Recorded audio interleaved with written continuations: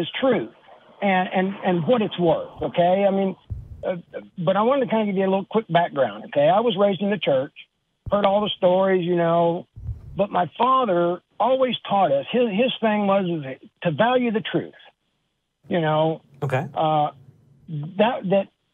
he always said, this is what he said that if you don't value the truth, then you'll end up believing in worthless truth. People, you know, if truth has no value, then it's worthless.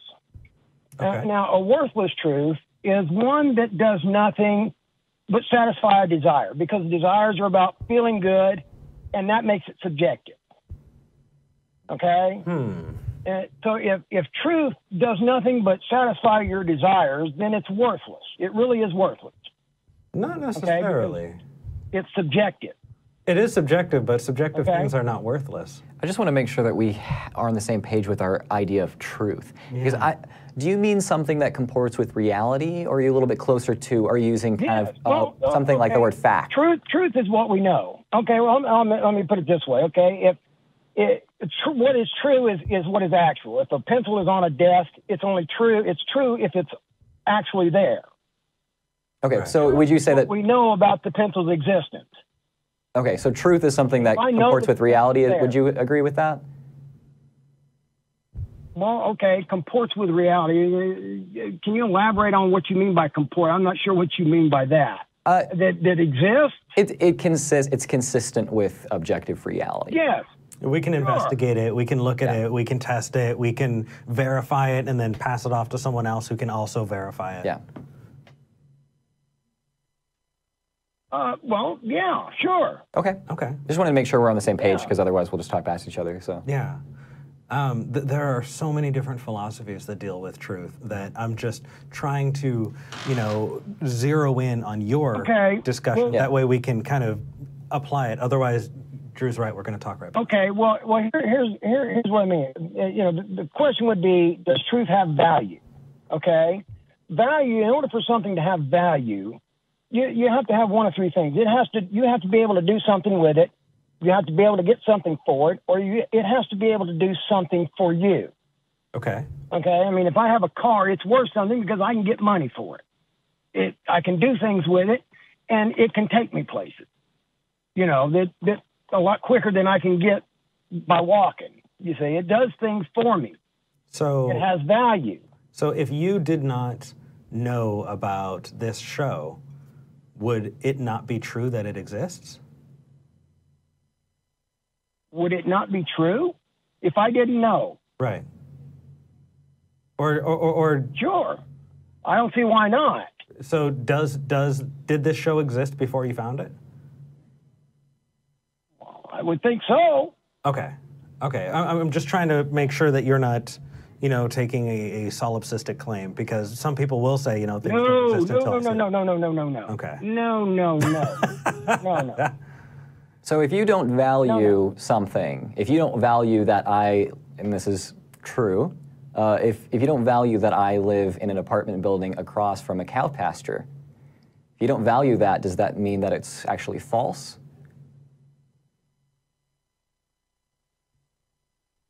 No, it means that that doesn't, no. Sure. Okay. So no, it doesn't mean that at all. I wholeheartedly agree. Yeah. What it means is that it doesn't matter whether I believe it or not.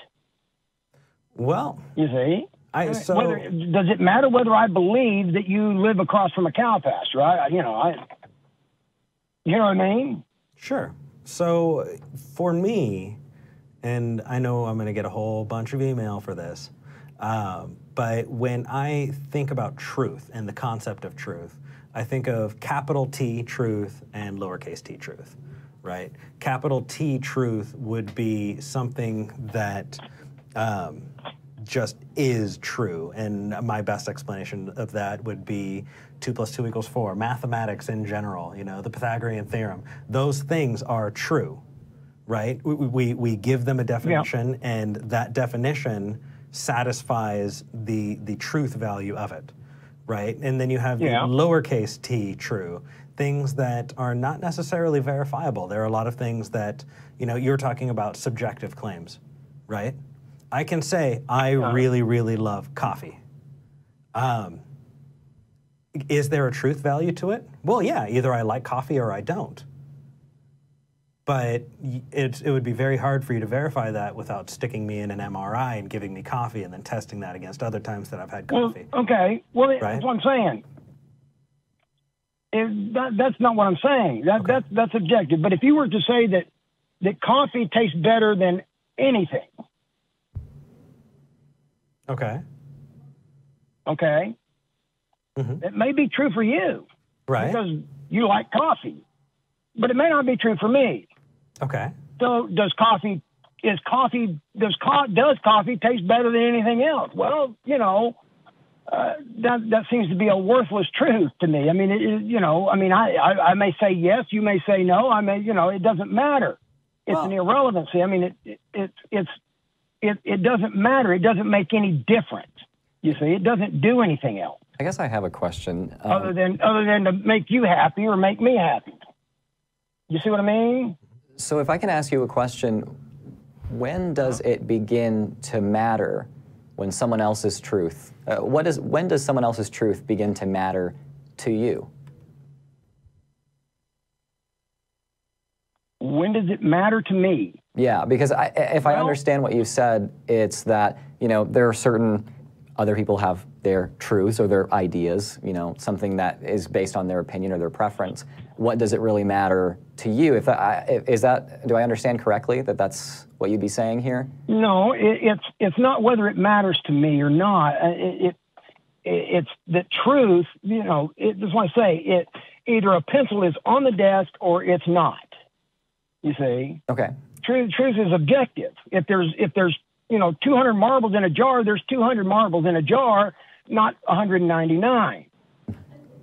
I like how the green ones. You see what I mean? You understand? Yeah. I mean, it's not about whether I like it or whether I want it to be that way or how I feel. It doesn't have, my feelings have nothing to do with it. It's whether it makes a difference or not. So while I agree with you that some things that's why I say. Well, and here's what I don't understand, and really is. I've heard this example before. Okay, let's say that there's a pencil sitting on a desk. Okay, and it's there. I know it's there. We know the truth about the existence of that pencil, don't we? We can say we know the truth about that existence. Right. Yeah. Okay. Now, if we wipe out all the mind, every mind that could possibly know about the pencil, does the pencil still exist? Now that is an awesome question, because that has less to do with what you value and whether or not truth exists without minds, and that is fantastic. So now I really have. Now, okay. You just blew me up. All right. Okay. So do you think that knowledge comes a priori, right? That we are basically a tabula rasa, a blank slate, taking in information? Or do you think truth comes a posteriori, that we assign truth to things from the outside? I guess is my first question for you. No. Well, I think things are true. Things are true. It doesn't, whether Well, let's get to your question, right? If there are no minds to see and experience the pencil, do you think that the pencil being there is true? No. Really? Yeah. So if all of But you do, obviously. Well, I don't know that we're necessarily taking a position. I think we're just trying to clarify what we all think about it. That's kind of the point of it. I mean, for me personally, I think that a lot of what we describe in the world has to do with thinking minds. The definitions that we give things have everything to do with what we're using those things for, right? So if we're talking about language, if we're talking about mathematics, to a degree, so long as we define mathematics in the way that we do, it makes sense. But without a mind, does it really? But then there are the existence of physical things. If an asteroid is floating in space and nobody sees it, was the asteroid ever there? Well, yeah, it was. But without us to assign knowledge to it, it's still there. We just don't know. You know what I mean? Does that make sense? It does. You're right. It doesn't depend. I'm not saying that the pencil exists on me knowing about it necessarily. Okay. I mean, I don't, just because I know about a pencil doesn't mean that I make a pencil exist physically. Well, I take that back. That's really not how I wanted to put that.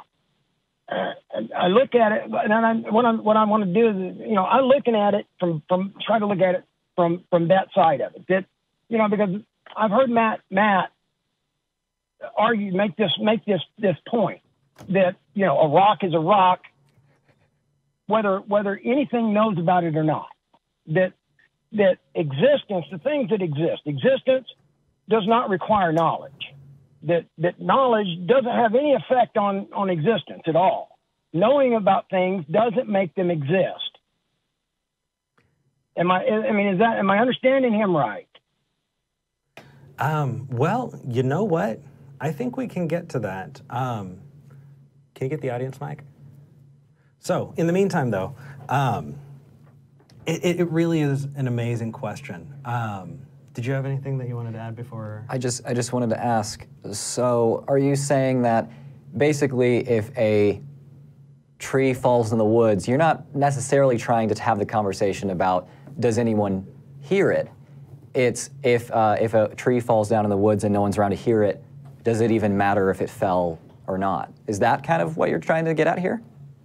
Like, who cares? No. No, I'm saying that's no.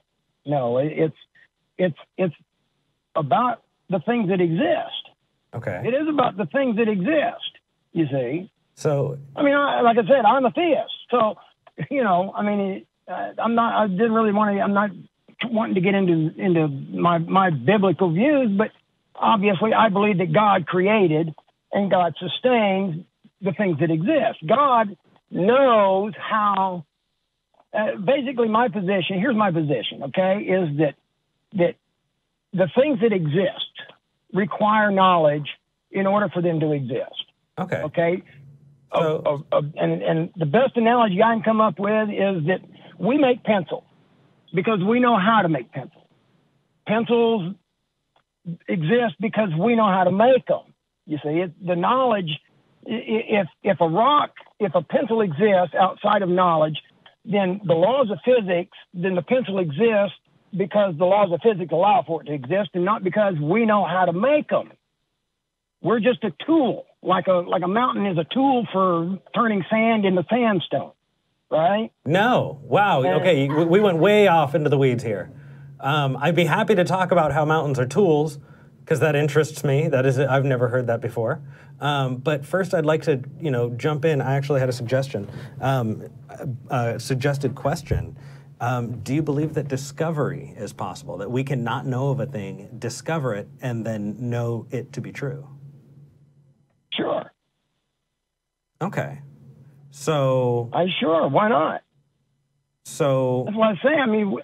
Existence doesn't depend on me knowing about it. What does existence depend on? Something knowing. Okay, I think I understand the larger point then. So is the larger point, is in your view of reality, it's almost like a divine logos type understanding of reality, if I think I'm getting this right. It's basically that in order for something to exist, something has to have knowledge of it.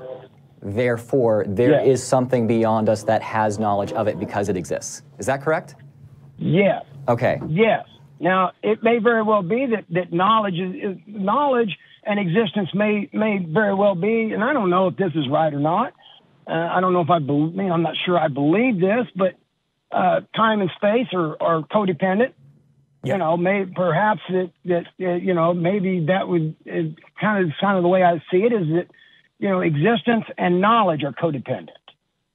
that where there's existence, there is knowledge of that existence. So you're going to have to show a link with that. And I guess my question to you is, well, that's why I say I can't. So I, you know, well, I mean, you are promoting an unfalsifiable proposition. So you're saying that the universe we live in has to exist with a God in it, because without that God, it wouldn't exist. And so my question to you is, what would a universe look like that doesn't have a God in it? What would be the difference between that universe and this one? Because we would need to know that difference to be able to tell. I'm not sure. Right? I don't know. You know, I kind of tend to believe that, you know, and there again, this is just another something that I kind of question. I mean, I'm not saying I believe it or that it's true, but, you know, we talk about the absolutes. You know, truth is an absolute. Knowledge is an absolute. I mean, we have absolutes for everything. No, we don't. You know, I mean, no, actually, we don't. Well, no, we don't. For everything. Okay, not for everything. I can't think of any absolutes that exist. Period. No. I'm not saying they exist. I'm saying they don't. You just said they were absolutes. I'm trying to pin that down. Help me here.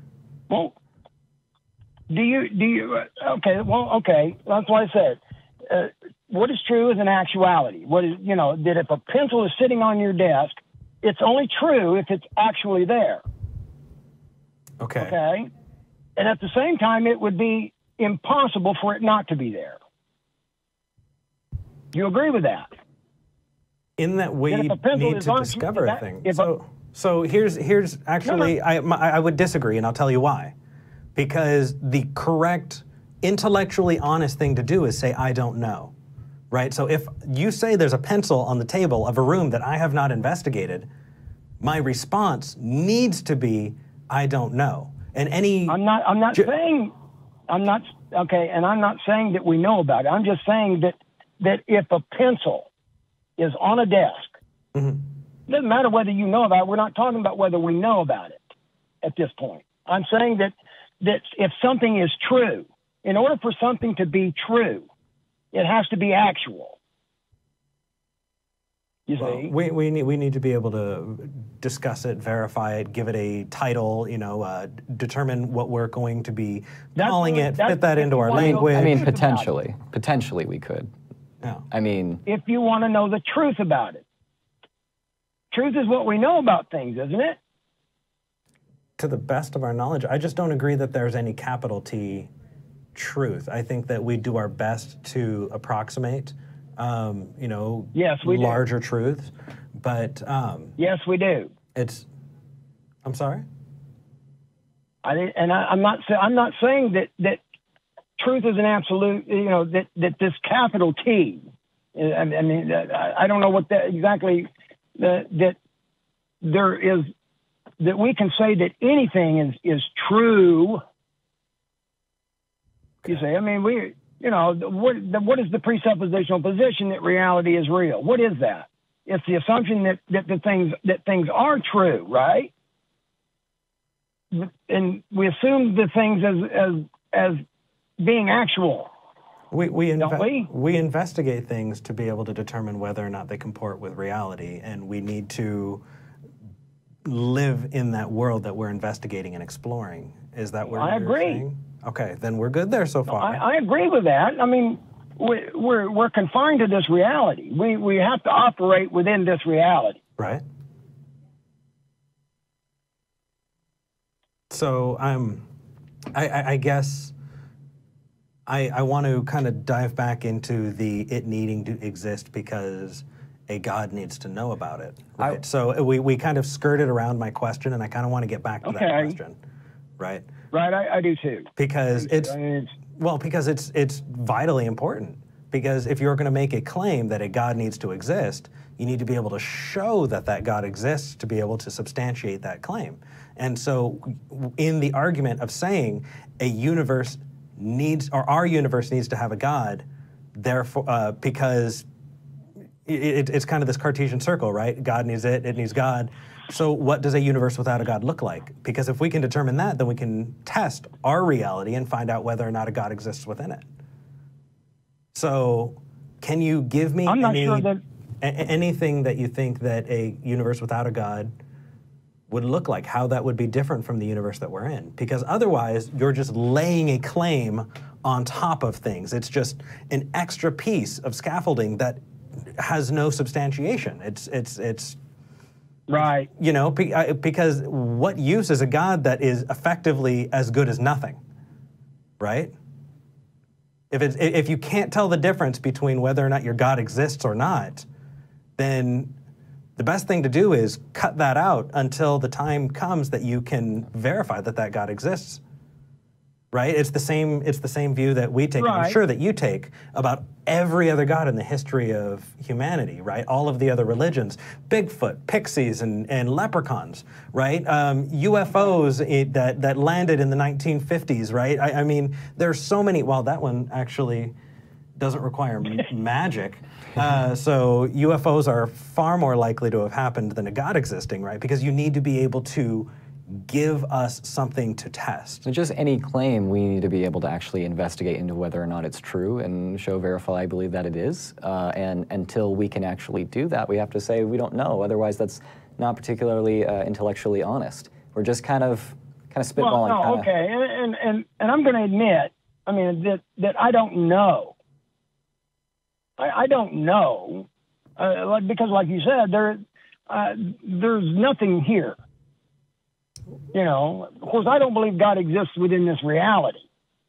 Can you show me that there are other realities? Sure. How? At least one. Really? How do I know? Yeah, how do you verify a reality outside of our own? I don't know. I believe it. Okay, why do you believe it? I don't know it. Why do you believe it? Why do I believe it? Yeah, why do you believe that there's a reality outside of our own that you don't know about? I believe. Well, there again, that's why I say, I mean, the absolutes don't exist here. Okay, there's nothing absolute about this reality. Okay, but if we take a tree or a rock or anything that exists within, and we break it down and we keep breaking it down and we keep breaking it down, we're going to get to a point at which whatever's there exists as it is, and it's nothing other, you know, I mean, it's like we split the atom and there's stuff inside. We split that open and there's stuff inside of that. At some point in time, we got to get to a point where you break it open and there's nothing there. You see, it's either, and I don't know whether it would be two of them or just nothing. Wouldn't just totally disappear. I don't know how that would happen. So we'll reach a point where we'll find something that's irreducibly simple? Yeah, and I would say that it exists in an absolute state. You see, I mean, atoms don't stop being atoms just because they're part of a tree. The things that make up the atoms don't stop being what they are just because they're part of the atom. You see what I mean? At some point, if you break it down, whatever's left, whatever's there, remains. And it exists in an absolute state. It's always that, even though it may be part of the atom or part of the tree. You see? Okay. I mean, you could wake up tomorrow, whatever. You know what I mean? But we don't live. We don't know what that is. I don't know if we can know what that is. I think I understand where you're coming from on it. It doesn't exist as that anymore. You see what I mean? I mean, ever since the beginting. Those things don't exist. They may have existed in the singularity. I don't know. You know, whatever. I gotcha. I think I understand where you're coming from. With at a certain point, you believe that we're going to find something that is irreducibly simple, or if we had the ability to actually investigate that, you know, that far along, then maybe we would find that. How do you know that there is something fundamental that's irreducibly simple to the universe? Well, you know, I don't know if I can explain how I know that. I don't know how I know that. I mean, I don't know how to explain that, I guess. It just, you know, it's like, I'm not sure I know how to explain that. That's okay. That's a very honest answer. Yeah, I think you can come to without having to get the conclusion at all. No, I appreciate that. You know, I commend you for, if you don't know something, you know, don't bullshit, right? Yeah. Like That's cool. I'm glad that you would say, Right. I don't know. I guess the question that I would leave you with here is just, are you okay with going through and living comfortably throughout life, basically having one of your fundamental beliefs unjustifiable by your own reasoning? Are you comfortable going through life saying, you know, I have absolutely no idea, but I do base pretty much everything I believe on this. I don't understand it, but I do. Well, I believe what I believe because, you know, even though I may not be able to explain it, I guess I would have to say yes to that, you know, because I know what I believe, and I can't, you know, it's based on what I was taught. It is based on what I was taught. So let's go into what you were taught, because really the way that you view the world around you is entirely dependent on the toolbox that you use to decipher that world. That's your epistemology, what you determine to be true based off of what you have learned about getting to truth, right? And getting to verify things about the world that you're in. And so I think if we get down and dig down to that epistemology, I think that from what I'm seeing, please correct me if I'm wrong, but somewhere in that toolbox, you're pulling out the tool that says, I don't know a thing, but I have a hope or an assertion, and because I think it is true. And I don't know if that's a reliable tool or something that you would want to use to decipher anything else about what you know about this world, because it just feels faulty. Am I completely off base here? No, I mean, I don't think you're totally off base. It really is. It boils down to I feel like I don't see any other way, maybe. You know, I mean, I feel like maybe you could say I'm forced to believe certain things based on other things that I believe. You know, that because I believe this, I have to accept this. Like what? You know? Well, that's what I'm saying. And it goes back to what my father always taught me about the value of truth, you know? Okay, give me an example of a contingent truth like that. Of a contingent truth. Right. Okay. Yeah. Mm-hmm. Okay. You would say, and that was the question that I asked is, you know, does a pencil exist if nothing knows about it, right? If knowledge isn't required for things to exist, if nothing has to know about it, mm-hmm. then why does the pencil exist? You see, why does it exist? So what makes it exist? It ain't because I know about it. It ain't because anything knows about it. Why are you presupposing a purpose to a thing existing? You're saying why doesn't make any sense when you... I'm not presupposing a purpose. Okay, then maybe your language is just adding to a little confusion to it, because you're saying, why does it exist? As if it is there to serve a greater purpose. Can we replace pencil with rock? What makes it exist? It's a matter of what makes it exist. I guess I just don't understand what making it exist means. I mean, I can say that I exist and these are the chemicals that come together and these are the different pieces of me, right?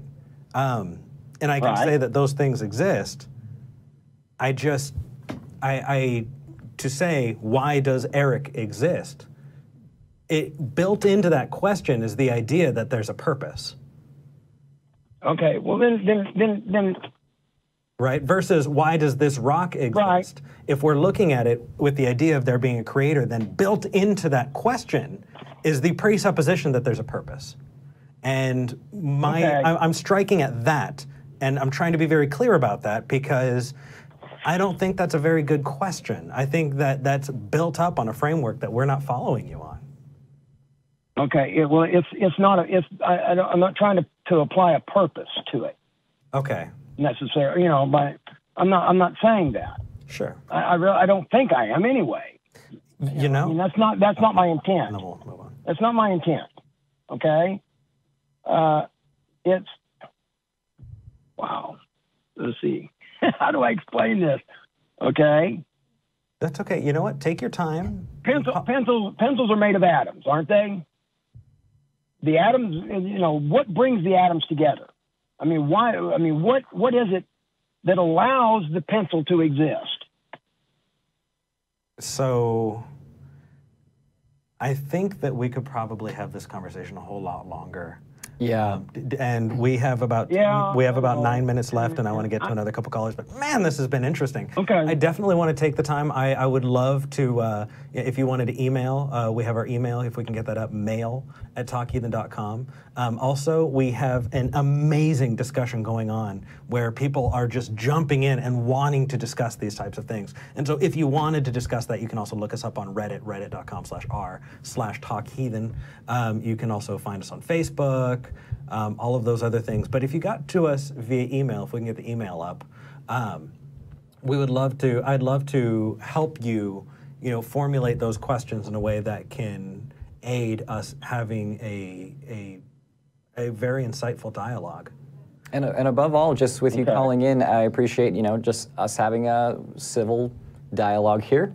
Nothing heated. We can just talk about this deep stuff. I do too. Yeah, no, I think that's something that we can share. I've watched the Atheist show, and I saw, I think it was, what is it, Jamie, your co-host? Mm-hmm. Or you, Jamie? No, this is I saw him on what? I have Drew here with me today. Genetically modified. No, I know, but your other co-host. Yeah, Jamie. The one with the hat. Yeah, Jamie. Jamie. I saw him on the Atheist Experience one time, and that's how I found out about your show. Okay. So, you guys, I mean, I've watched Matt. He doesn't seem to be quite as tolerant as you guys. He's done a crap ton of work, and he's done this for a very, very, very long time. He's actually in the studio. He's having a little chuckle. And I like listening to him. I mean, he's a charismatic speaker, and I like listening to him. Well, if you like listening to him, why don't you talk to him? He likes to explode. Why don't you talk to him? He's waiting for his head to explode. You can call this number in about an hour, and Matt has actually said that he's 2 hours, and he's willing to talk to you on the Atheist Experience today. I will say that maybe you felt like that with Matt, but I can say right now, because I'm looking through the glass right at him, his head is as intact and shiny as ever. So you don't have to worry about it exploding. Yep. And hopefully, you guys will be able to have a nice discussion if you get through on the phones later. But we appreciate you calling and have a nice discussion with us. Take care, all right, brother? Thank you. Later. Thank you. Oh, I felt like it was like Sam Harris and Jordan Peterson light right there. Yeah, a little bit. That's like, yeah. Okay, so we had a whole bunch of people, some amazing people who contributed during the super chat. Wanted to say thank you to everybody. The person that's up right now is Wellington Smith, who asked if the caller is scared that there's no meaning other than the meaning that I ascribe to it. That is a really good question. I think, though, we've got to break down a couple more barriers before we can start talking about that. Yeah. But I think that it would be a logical place to go, and I know it's a rather scary place. I think that's one of the last things that people get over when they're deconverting. I know that for me, it was, well, I don't really want this to be true. Do I go any further? Do I sit here and be uncomfortable in cognitive dissonance forever? And obviously I chose to go through with it, but kind of felt like I was throwing myself into a dark canyon and I had nothing, I had no idea what was at the bottom. And apparently it was Eric at the bottom, and I'm not sure if I might regret the decision. Actually, if you want to look into that, the French philosophers called it anomie, and man, it is scary. Is that different than like manga, like anomie and a little bit. It's a dark hole, but it's a different one. I also wanted to say Steve McRae is in the chat. I just want to say what's up, Steve. Hey, Steve. I also wanted to thank Kendall. Kendall posted something very embarrassing, but since she donated money, I'll say that she said #RedSweatBeric. Okay.